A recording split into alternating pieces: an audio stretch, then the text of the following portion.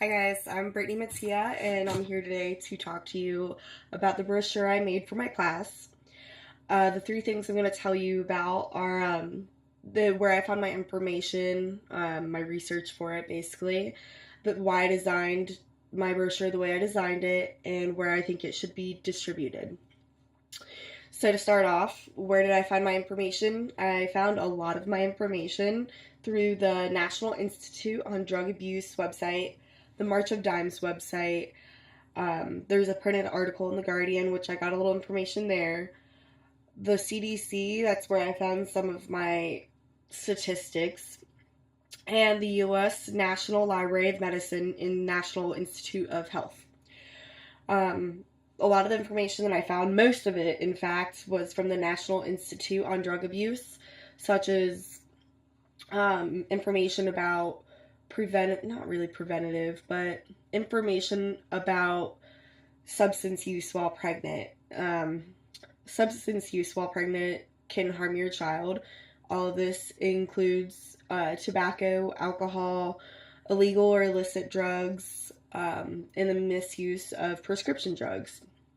If you're taking any prescription drugs when pregnant, you should consult with your doctor. Make sure it's not anything that can harm your child. Many of the substances are easily passed through the placenta, reaching the fetus. And regular drug abuse will most likely result in neonatal absence syndrome and sudden infant death syndrome.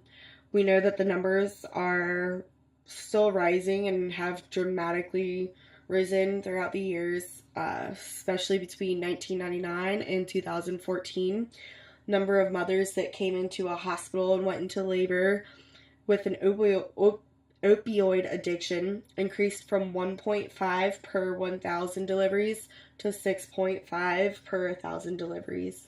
That's a really big jump, and the numbers are still rising.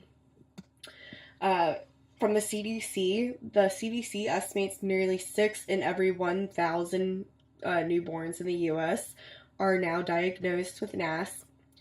The symptoms of this include fussiness, crying fits, real high-pitched crying screams, fever, blotchy skin, stuffy nose, sneeze, diarrhea, trouble sleeping, overactive reflexes, increased muscle tone, and seizures. Um, Part of my brochure, I wanted it to kind of help the parents when it came to being prepared. Educate yourself on how to handle a situation such as seizures. Are you trained? Do you know what to do when someone's having a seizure, especially if it's your infant? That could dramatically change the outcome of said situation. Um,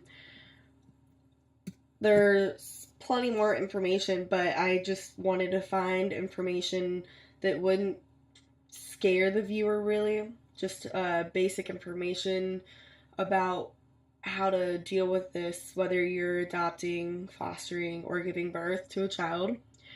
I wanted my design to be sleek and edgy, and I feel like I did that. It's got plenty of information without overwhelming the viewer.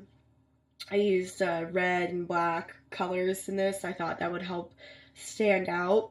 There are pictures of my cute little cousins, but I wanted those to kind of represent children being happy that you can overcome this. Yes, they will have a difficult life ahead of them, but you can get through it and they can be happy and they can live.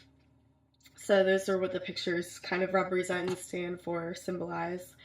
I put in a mission statement on my brochure. I wanted it to show that this program, this outreach program, is here for you, that there's so much that you can't really put on the pamphlet. There's so much information, but we can help, and there are people waiting by just ready to help and are willing to do what they can for you and your family.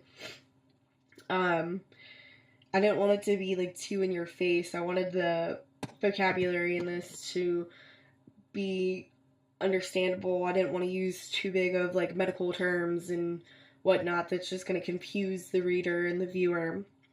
I wanted the information to not be scary. I wanted it to just show them, I mean, the reality of this. It's horrible, but it's not impossible. You can do something. I thought I would distribute them in like women's healthcare facilities, like a gynecologist, hospitals. You can find a lot of information there, so I thought it'd be a good place to have that.